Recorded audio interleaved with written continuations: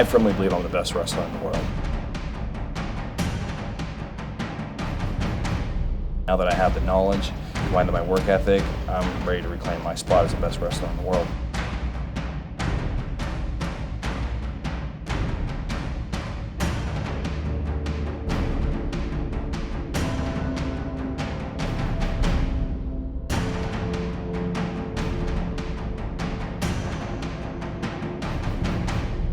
Kind of neat because doing this for all these years now, you can kind of see from the beginning when somebody is going to progress really quickly. It's funny because I started going back through some of those YouTube posts that you actually asked me to go through, and there's a lot of people kind of hating on the Abby thing, and it's like, it's because they don't understand. That's where the fear comes in. I've done this so many times now that I don't have the fear with my decision making. Now, there's always a little bit of a sense of anxiety when you're returning anybody back. I don't care how long you wait.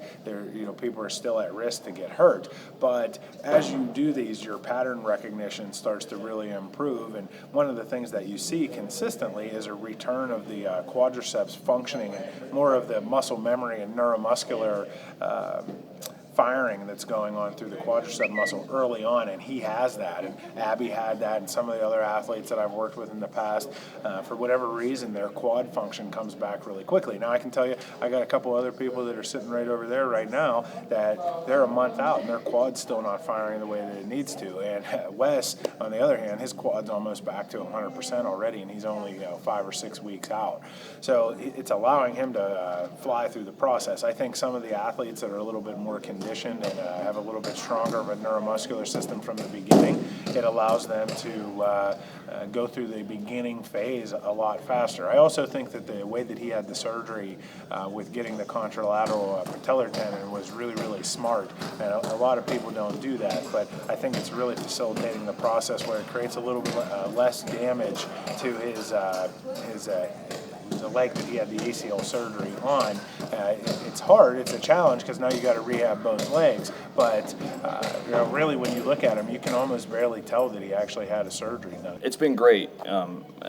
Great, when I say great, great's the main course, sprinkled with a little bit of suffering and a little bit of humility, and I like it because, Lyneil doesn't, he doesn't treat me like I'm Davey Richards. I'm a client. I'm Wes Richards. I'm here to work. I'm here to, he points, I go. You know what I mean? And it's, there's no mercy, and I like that. I got up at 4 a.m. on Tuesday morning, drove 9.5 hours here, and and I mean this from the bottom of my heart. The minute I checked in my hotel, I got a text from him, "You coming out? You coming out of train?" And yep. So did that, and then was here 3 times yesterday, and I've been here since 2 p.m. today, and I think it's 9 p.m. now. So, it's putting in the work, but it's